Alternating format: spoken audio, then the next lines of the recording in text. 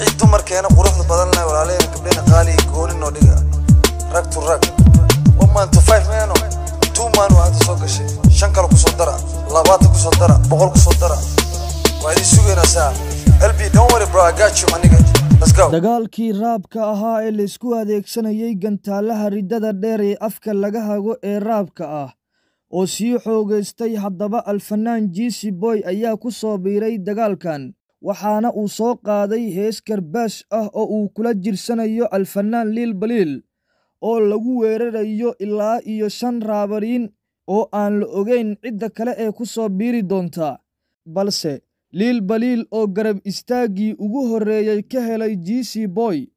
Jiisi Boy ayaana si cad heestiisa ku yidhi